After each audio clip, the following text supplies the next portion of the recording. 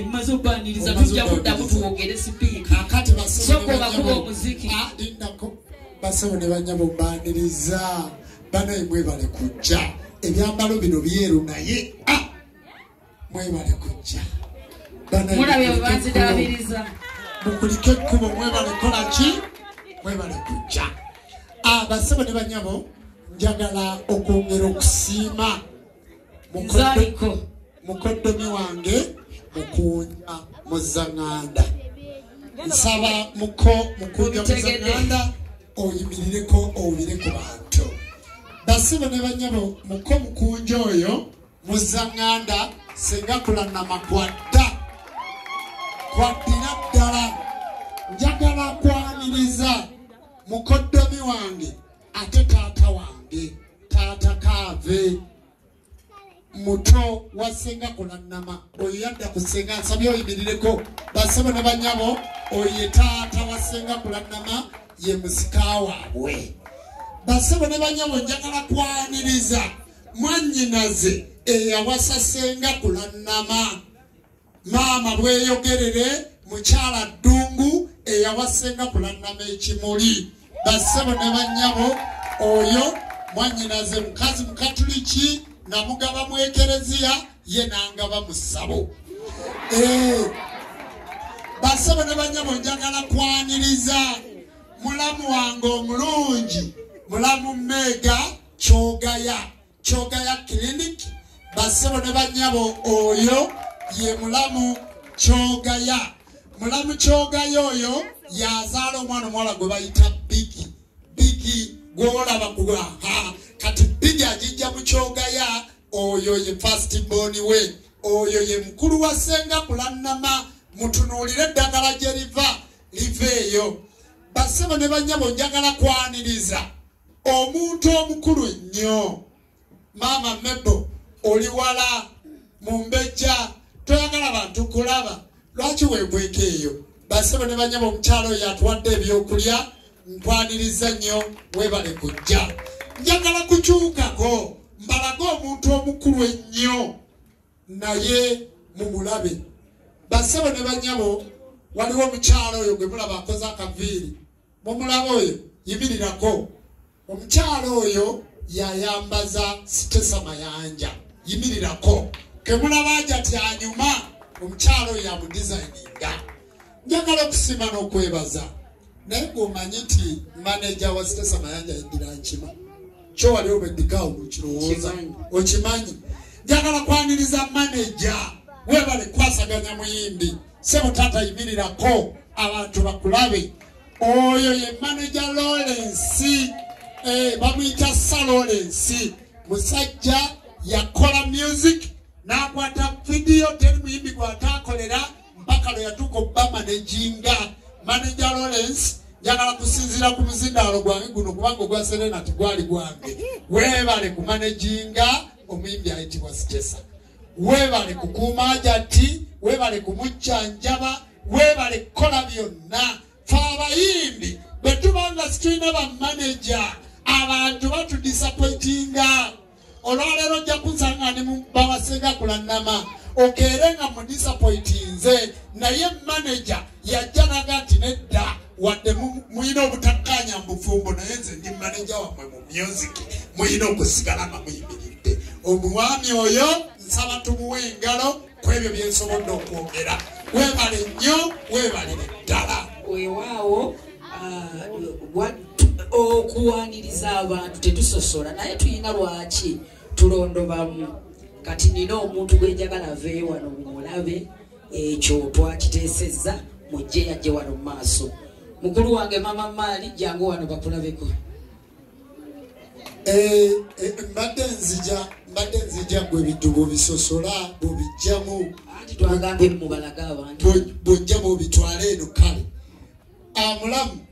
mulamu nsembere eno basebo ne banyabo mukomukunja adda kwono mukomukunja kwadda ono gwe mulaba maama waffe yafa atambuza omwezi gwakuna nga tumuziise ono twafuna omusika muto wange oli yamuzaala naye olw'okuba nti akyali muto maama wange mulabira mu kifaananyi kyono mulabako nguma yensonga lwaki mubagiddeyo mu lwatu mumulabeko. Wow. Mukyala wange alina ekizibu obulamu bwe tayagala kamera. Kakati basobole bakumaliriza mama. Bano bangi naye simanyi nti banagwayo olwatu. Gezaako. Baba Nakyanzi, baba Mbulwazi, bonna bwe bali awo naye nkooyi. Gundi okuze. Ate owudde neegaana. Naye Liita ngambye nti obwedda nnengera ninga ow'emyaka 10. Liita Penny. Sweet 16 kati anagambe nti wawezezza 18. Gababadde bagenda kutwala ku poliisi gyo ojja kuddamu oyaniriza abantu sooka obateereyo stress abantu ge baagala. Sogoliddeko oyagala bangobe mu kika.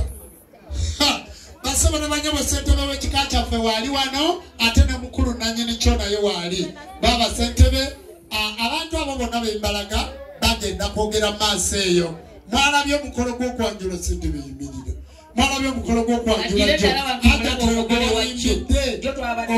oyo gwayimbidde oyo yaŋŋamba taata ekirooto kyange nze nga sitondetera aja tisikubanja ono gwe wayimbidde embaga gye twabadde jjo ye ssentebe w'ekika. Nze yangaba eri mu lubaale ye n'asigala mu muzikiti. Kale nno ssentebe weebale kujja olaba yayanjudde eggulo mbaga basuze mu ngatto naye avudde mityana naga nti nina okugenda ku mukolo gw'abato bange. Neyanza Baba Lukwago basebo ne banyabo oyo ye Katikkiro w'ekika kyange eky'enkima yavudde kyotera najja. Njagala kubalaga omwana omuwala anzirirako ddala era yazaala omulenzi MC Sembera wano. Omulenzi MC Sembera wano. Kakati enkofiira gijjeeko Sembera eno. Jangu mwanyinaze jamusiga w'abaana. Jangu n'abawala mwenna mujje. Ayita ne mujja we nno tamuva ku lusegere. Mujja we wuuyo bwe bafumba ababiri mu maka. Jangu mujje wano. Hajat n'abantu mwenna abafamire nze nva mu maka Masiraamu. Jebo bamwajudde we bafumba ababiri n'endowooza nti mujja we bwa ddala. Yagenda okufumba mu maka. Yasanga oli mukyala wa mulamu we. Anti kati engeri bo gye bali Basiraamu nti bafumba abana. Bw'otakyawula abantu balowooza nti bafumba ku mwami omu. Nedda maama. Oli alina omwami we n'ono alina omwami we naye abaami baabwe ba Luganda. Abasibe ne banyabo ono yanzirako ddala mu maama ne taata. Yandeka mu ssabo ye n'asigala mu muzikiti. Kaakati ono ye first born we. Mujjwa wange ye mwana ono imaamu wa muzikiti. Omwana omuwala ono naye ali ku Biraali asoma era alina diguri mu ddiini kati ali kusoma masters mu ddiini. Ono alina diguri mu ddiini masters yagimalidde Tanzania. Yamaze okusoma ne bamutikkira era akyasoma kati tumutwala Saudi Arabia. Bwe tutyo tibundaba okusamira ne mulowooza nti gyenva tewaliyo madiini maki malala. Basebo ne banyabo bano nga bwe bali wano mumaze okubalaba bali mu mukolo gwa famire mweddireyo naawe bali kwogererako jaawo. Njagala kubalaga vice w'abasawo b'ekinansi senga kulannama bwe yate entebe n'agikwasa gwe yagikwasa ekibiina tuli bumu ne kisigaza vice waakyo president tannajja Nabbona Nasaka naye waali ku mukolo guno. Basebo ne banyabo ono ye mukulembeze w'abasawo b'ekinansi mu kibiina kye bayita tuli bumu.